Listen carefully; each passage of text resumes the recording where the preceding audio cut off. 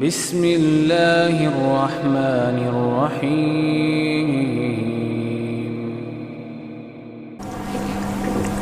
السلام علیکم ورحمۃ اللہ وبرکاتہ۔ نحمدہ و نصلی علی رسولہ الکریم، اما بعد۔ ایک بہترین استاد کے اندر کیا کیا خصوصیات ہونی چاہیے، ہم اس حوالے سے گفتگو کر رہے تھے۔ اس میں ہم نے اپنی سابقہ مجلس میں بات کی تھی کہ ایک بہترین استاد وہ ہر وقت لوگوں کو کچھ سمجھانے کے لیے تیار رہتا ہے، ہر وقت تعلیم دینے کے لیے تیار رہتا ہے۔ دوسری صفت جو نبی کریم صلی اللہ علیہ وسلم کی تعلیمات سے ہمیں ایک استاد کے لیے ملتی ہیں کہ ایک استاد اس کے اندر خوبی اور کیا ہونی چاہیے، تو وہ یہ ہے کہ ایک بہترین استاد وہ اپنے اندر دوسری خوبی یہ پیدا کرتا ہے کہ وہ کسی بھی جگہ پر لوگوں کو سمجھانے، ان کو تعلیم دینے کے لیے تیار رہتا ہے۔ وہ کہیں بھی تعلیم دینے سے کتراتا نہیں ہے۔ اس کو کچھ سمجھانا پڑے لوگوں کو تو یہ نہیں کہتا کہ یہ مناسب جگہ نہیں ہے، یہاں پر فلاں بھی بیٹھا ہے، یہاں پر فلاں بھی بیٹھا ہے، یہاں یہ ہو رہا ہے اور یہاں یہ ہو رہا ہے، تو ایسا معاملہ نہیں ہے۔ ایک بہترین استاد کی یہ نشانی ہے کہ وہ ہر جگہ لوگوں کو تعلیم دینے کے لیے تیار رہتا ہے۔ ہر مناسب جگہ پر جہاں وہ تعلیم دے سکتا ہے تو لوگوں کو تعلیم دینے کے لیے وہ تیار رہتا ہے۔ اس میں نبی کریم صلی اللہ علیہ وسلم سے جو ہمیں مثالیں ملتی ہیں میں وہ آپ کے سامنے رکھ دیتا ہوں۔ رسول اللہ صلی اللہ علیہ وسلم لوگوں کو مسجد میں تعلیم دینے کے لیے ہمیشہ تیار رہتے اور آپ لوگوں کو مسجد میں تعلیم دیا کرتے تھے۔ جیسا کہ ان رجلا، ایک شخص قام فی المسجد، وہ مسجد میں کھڑا ہو گیا اور اللہ کے نبی سے سوال کرنے لگا، کہتا من این تأمرنا ان نحل، ہم کہاں سے اپنا احرام باندھیں کہ آپ ہمیں کیا حکم دیتے ہیں؟ تو رسول اللہ صلی اللہ علیہ وسلم نے فرمایا یحل من اہل المدینہ من ذی الحلیفہ، ذی الحلیفہ سے جو مدینہ والے ہیں وہ اپنا احرام باندھیں گے۔ ویحل من اہل الشام من الجحفہ، اہل شام والے جو ہیں، شام والے، شام کے رہنے والے، وہ جحفہ سے اپنا احرام باندھیں گے۔ وَيُحِلُّ مِنْ أَهْلِ نَجْد مِنْ قَرْنٍ، اور اہل نجد کے جو لوگ ہیں یہ قرن سے اپنا احرام باندھیں گے۔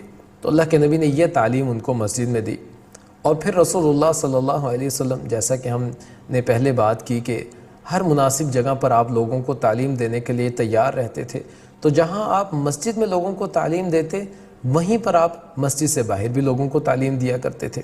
جیسا کہ آپ نے ایک خاتون کے گھر میں خواتین کو وہ تعلیم دینے کا اہتمام کیا ہوا تھا۔ نبی کریم صلی اللہ علیہ وسلم کے پاس ایک عورت آئی اور آ کر کہنے لگی، اللہ کے نبی ذہب الرجال بحدیثک، لوگ تو آپ کی ساری باتیں لے گئے ہیں، ہمارے پاس کیا ہے؟ ہمارے پاس تو کچھ نہیں ہے۔ وہ آپ کے پاس بیٹھتے ہیں، آپ سے تعلیم حاصل کرتے ہیں، لیکن ہم اپنے گھروں میں موجود ہیں، ہمیں آپ کی باتیں پہنچتی نہیں ہیں، تو آپ ہمارے لیے بھی کوئی اہتمام کریں نا کہ ہمیں بھی کچھ سکھا دیا کریں۔ تو رسول اللہ صلی اللہ علیہ وسلم نے فرمایا کہ فلاں دن اور فلاں فلاں جگہ پر تم اپنی ایک خاص مقام بنا لو، وہاں پر ساری اکٹھی ہو جایا کرو، میں تمہیں تعلیم دیا کروں گا۔ اور پھر وہ وہاں پر اکٹھی ہو گئی اور اللہ کے نبی نے ان کو تعلیم دی، ان کو جا کر اللہ تعالیٰ کے دین کی باتیں سکھائی۔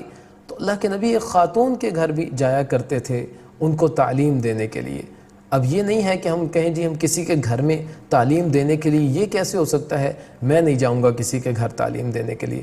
تو ہمیں اگر کہیں پر کسی کو سمجھانے کا موقع ملے تو ہر مناسب جگہ پر ہمیں ان کو تعلیم دینی چاہیے، ان کو سمجھانا چاہیے، اور ہمیں ہر ہمتن گوئی تیار رہنا چاہیے کہ مجھے جہاں بھی موقع ملے گا، جس جگہ پر بھی میں اپنی بات کو لوگوں تک پہنچاؤں گا، اپنے جو میں ایک بہترین سوچ رکھتا ہوں، میں نے جو علم حاصل کیا ہے، دین کا علم ہے، میں لوگوں کو سمجھاؤں گا، لوگوں کو بتاؤں گا، تو یہ آپ ہر جگہ تیار رہنے چاہیے۔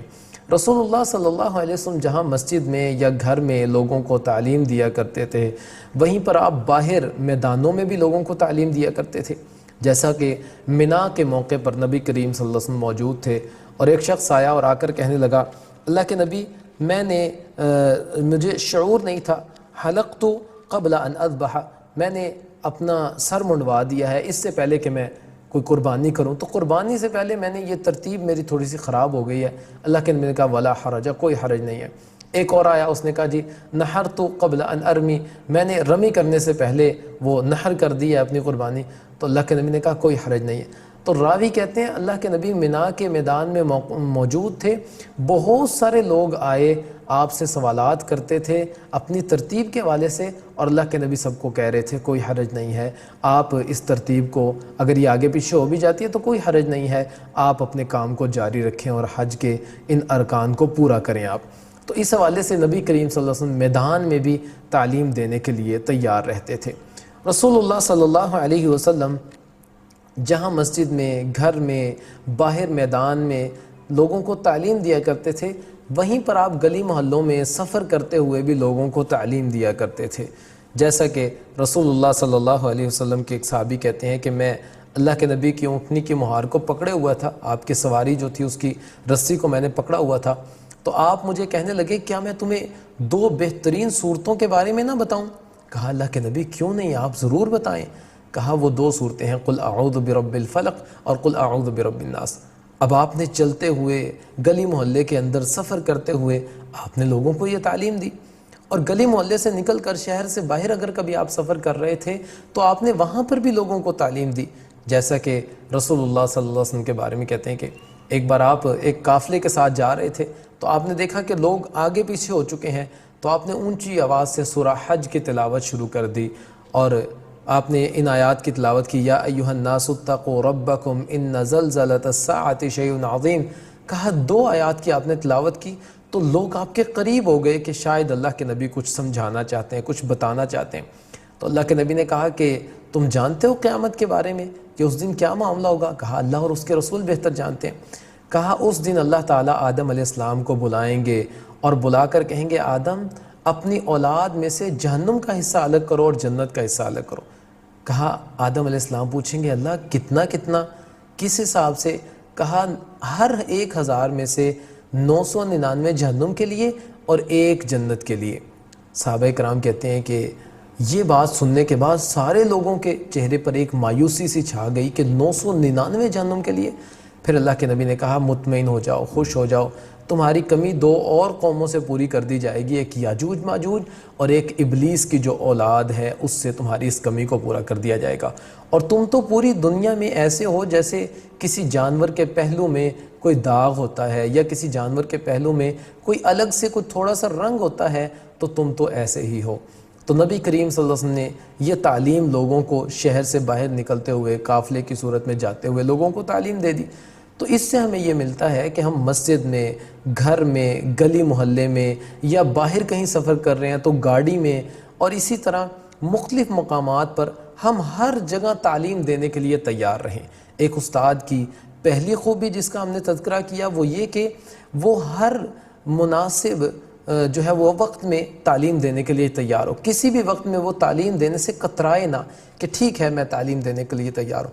اور دوسری خوبی جس کا ہم نے تذکرہ کیا کہ وہ ایک بہترین استاد کے اندر موجود رہنی چاہیے، وہ یہ ہے کہ ایک بہترین استاد وہ ہر جگہ پر تعلیم دینے کے لیے تیار ہو.